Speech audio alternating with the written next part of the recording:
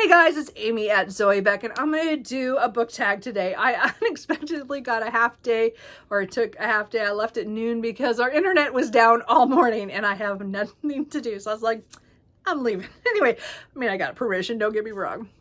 Anyway, I haven't done a book tag in a really long time. I just haven't come across any recently, and I saw this one over the weekend a couple of times. I think I'm kind of late to the party. It's been out for quite a while, but I'm going to do the Evolution of a Reader tag that was created by Jack at Spread Book Joy, and I will have her video and the questions linked below. I saw Kim at Middle of the Book March and Ange Book is Shatter. That was what I watched this weekend, and I'm like, oh, I kind of want to do that tag, and so that kind of started. I've seen many more since then, but those are the ones I saw first, so I'll just have them linked as well, so you can watch them if you want to. Anyway, so this is kind of more chatty one. I'm just going to do that. That's Cooper, and Truman left. He's over in the other part of the house. Anyway, I don't know where he is. Anyway, so question number one is what you read. How has your reading taste in books evolved? So I would say a lot of my reading kind of is what everybody says is kind of an evolution. It starts with what we were exposed to when we were younger, and then it just kind of builds, I think, to me. And then you kind of change as life goes, and then you go back to things you like, and then go back. Anyway, so I started out very much enjoying in grade school mostly adventure books when I was young. Those are the ones that held my attention. They were fun. The Boxcar Children was the series was the one that I read the most.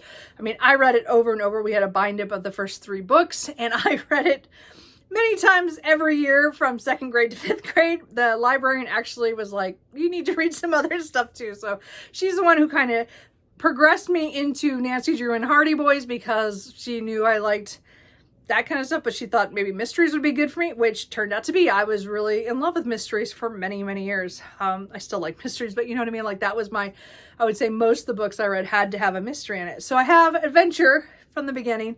And again, most of the mysteries I had some kind of adventure as well. So that kind of worked out. So, and then middle school, I graduated into Agatha Christie. One of my teachers recommended that, and because I read so many Nancy Drew and Hardy Boys and any mysteries that I could find, and that was a whole that was a whole change to the way I read, because then I knew I could read adult books and have an enjoyment in it. So I read a lot of those, and at the same time I was reading a lot of Christopher Pike and Fear Street, and kind of one of those things, because I was into the horror just that were teen based. So that was kind of the mood I was going into, but I read a lot of them during that time period. And then, so I have, as I said, adventure, mystery, and now some horror. And then, I read the Dragonlance Chronicles when I was 13, and or at least I started them. Then it took me a little bit to finish the whole series, the first 3 books in the Chronicles. And, it actually took me 8 months to read the first book. I was not used to a big fantasy book, which is funny, because then when I got to be, that summer after 8th grade, my cousin gifted me 2 bags of books, and they were filled with Dean Koontz, Stephen King, Brian Lumley, and David Eddings. And so I had series of David Eddings in there, and I had a lot of horror and stuff from the others, and there are a lot of them were chunky books. So I learned to read chunky books in that time frame.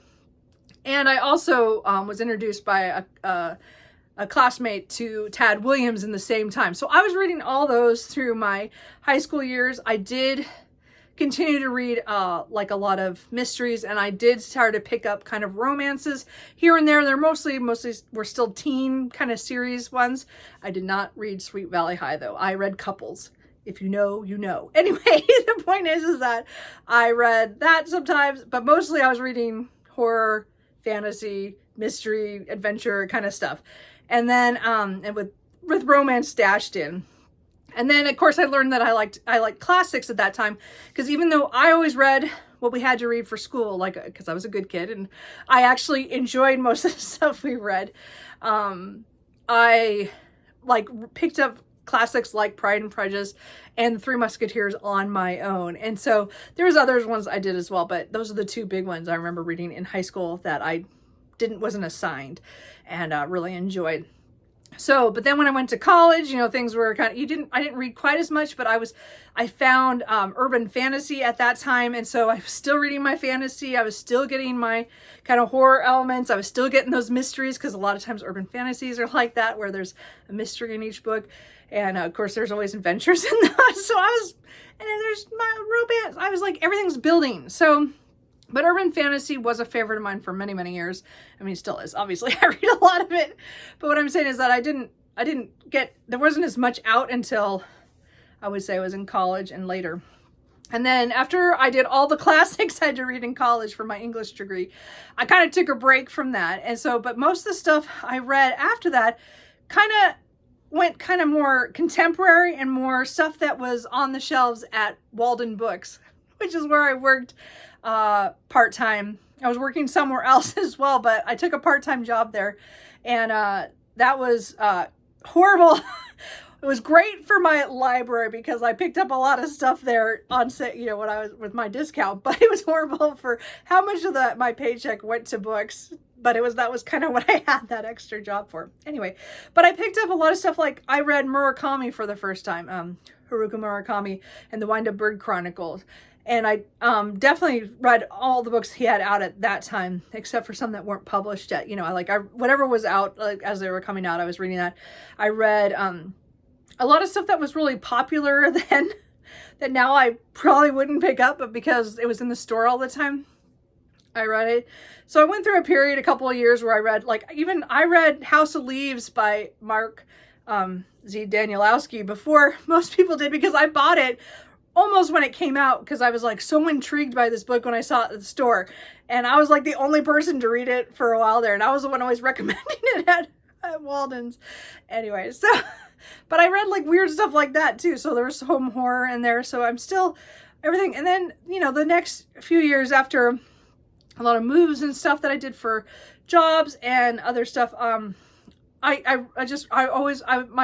was very eclectic. I read a lot of romances in my 20s, more contemporary romances. I think that's my only period of like concentrated contemporary romances was my 20s, and then after that I kind of gave up on contemporary, even though I keep trying, but I'm like, no, I really don't like contemporary books unless it's like a translate work. So like when I was reading Murakami, I was introduced to other like Japanese writers and stuff that we were getting translated from. And so that's one of my things is I like contemporary translated works, but I don't like really contemporary works that are from the English language. I just can't, or, you know, were originally from here or the UK. For some reason, they don't do anything for me. Anyway, so, but I went through a phase where I read a lot of those. And then I read a lot of romance, but I was always reading fantasy, and I was always reading urban fantasy. And then I got into paranormal romances, you know, as I was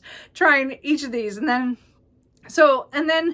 you know, things kind of changed when you get to the point where you join Booktube, which we'll talk about more, but let's just say my taste, I went kind of the gambit. I've gone through everything all over again, where I tried to read more literary or general fiction, and again, contemporary stuff, and I know now I don't like it anymore, but I've come back, like, this year has pretty much shown, I've come back to my love of series.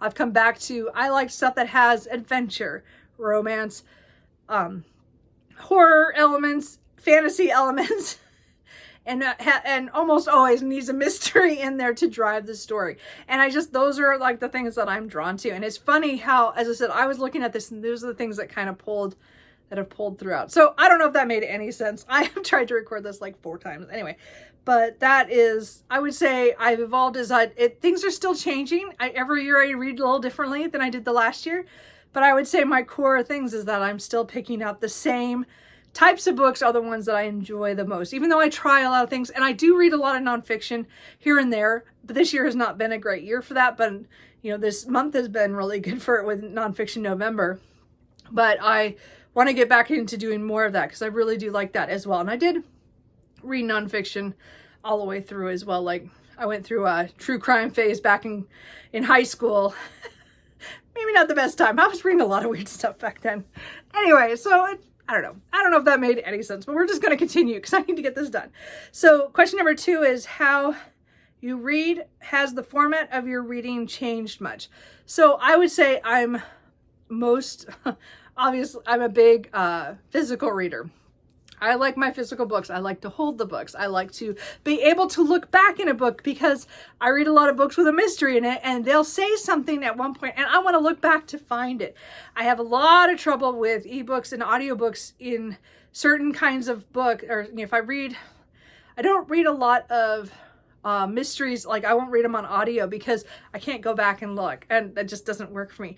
Ebooks, I might be able to do that, but I still, again, if it's a book, if it has a real mystery, I don't think I'm going to I almost never buy mystery ebooks because I know it's not going to work because I want to look back. But I would say 80%, I don't know if that's right. I don't know what the percentage is, but I would say 75% at least of my reading is still physical. I go through phases where I read a lot of audiobooks. Work sometimes gets that way where I have projects and things that I can listen to something as I'm working. And so I'll do more, but then I'll have like the last couple months where I won't read any audiobooks. I don't want to pick up one at all. And I'm fine with that. I'll just read physically. And then ebooks are kind of here and there. It just depends on availability. If it's something I can only get on the Kindle, so I do, like I said, it's nice to get the deals, but I've had to cut back a lot because I just don't pick up those books that I even get on deals. So I have to be really careful about what I buy. But as I said, I don't read. I always say my least of the formats is ebooks. I mean, even though I've had a Kindle since the end of 2010, I don't read it anywhere near a lot. I would say so. I'm definitely a physical reader, but I also like audiobooks a lot and ebooks just here and there. So question number 3 is how much you read. Do you read more or less than previously? When do you read? How often you read changed? So let's just split it up a little bit. The point, do I read more or less than previously? I would say the only reason in the last couple of years I read more than I used to is because I used to write. And I write for fun. I don't do anything with my writing. It's just fun. I had writing groups. And the last couple of years has been really hard on my writing because, again, with the whole shutdown and things, my writing group has not met since then. So I kind of lost. I used to spend hours writing, at least a couple of times a week. And that was dedicated time to that. And I did that for most of the last 20 years. It's like I wrote a lot, well, even before that. But the point is that I started very young and I always had it in there. And then just the last couple of years, I kind of lost. I didn't write, and definitely not in this last year, except during NaNoWriMo, which I'm doing really good. But I haven't been, and I want to get back into the habit. So it means I'll kind of actually reduce my reading again. But right now, the time I have outside of work, that's my reading time, mostly during the week. I mean, during the weekends, things are different and change, but the time I spent after work is pretty much reading. I mean, and again, right now it's reading and writing, but I want to get back to where it's there's a combination. So I would say right now it's more than previously a couple years ago, but I'm hoping to switch it back to where there's a balance between reading and writing. I still will read more than I write because I don't write that many hours, but I would it might drop my numbers a little bit. And then when do I read? As I said, it's all most of the afternoons and evenings. It's just, that's when I get home from work. I might be watching some TV shows and stuff, but I'm not really paying attention. I mostly watch YouTube and just watch other people's videos. And I a lot of times have them playing, and then sometimes I have the AMSR rooms on and just reading. But I would say most of my evenings, I'm mostly reading half the time and half the time watching the videos. So that's about normal. I mean, I take my books everywhere with me. There's always a book in my purse. If not a physical book, then there's my Kindle is there as well. Again, I have the Kindle app on my phone, so in case I'm stuck somewhere, I have audiobooks all ready to go. I got stuff from Libby as well as Audible, so I have options. I'm not really worried about that. And then, oh, cat, go away. Cooper just hates it when I'm in here by doing this. Anyway, and then my reading hasn't how often I read isn't any different. It just, as I said, I read just a little bit more right now because I'm not writing as much, or, well, I mean, this month I'm reading less because I'm writing more, but, you know, so none of that has changed. Okay. He's got me all distracted. Stupid Cooper. Anyway, you dork. So question number 4 is, how has Booktube changed you as a reader? As I mentioned, the kind of going through the last couple of years of my reading, I have fluctuated between what I was reading before I joined Booktube or discovered it in the winter of 2016, 2017. And then I joined in the end of April 2017. And after that, you can see where I was influenced by people reading a lot of literary fiction again. I did buy a lot. I did read a lot. Some of it I'm glad I read. A lot of it I found that was not for me. And it's taken me a couple of years to kind of get back to that I don't need to read some of those popular books if they are contemporaries. I don't need to read those. Those are not what interests me. But I did reignite my love of classics because I did take a few years off after college. And then I only would here and there read a classic. It was just a couple a year, you know. I did kind of get through that, not enough. And then my number of classics I've read in the last couple of years is high compared to what it was before. So that has changed. And he just can't stop. Anyway. So, but Booktube has been good for, you know, getting me to read certain series that I've seen other people talk about, some that I've had, books that I've had on my shelf that I wanted to read. There has been some really good things about it. The only thing it said, my biggest negative thing is I bought stuff that, yeah, maybe I didn't really need that. I just saw somebody talking about it and bought it because I remembered it when I was at a library book sale, or I was, you know, out shopping and I just wanted to buy something, you know.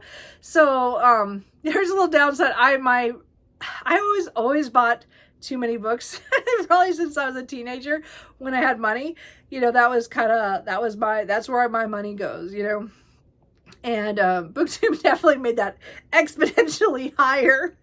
But I'm trying to every year I go, I'm gonna have a plan, I'm gonna make this buy less. Yeah, no, I never do. So I'm gonna try again. We'll see what happens. So I would say my biggest thing that Booktube has made me try some books that I never would have. And again, some of those have been really good, and a lot of them have been, oh no, those are not for me. And then also really just I buy a lot of books. Anyway, so I think that's it. So the 5th question is to tag somebody. If you guys want to do this, again, I said I'm kind of late to the game on this one. And again, I didn't do that great here, but I just want to get this done and out the door. And Cooper does not help me. Anyway, he never does.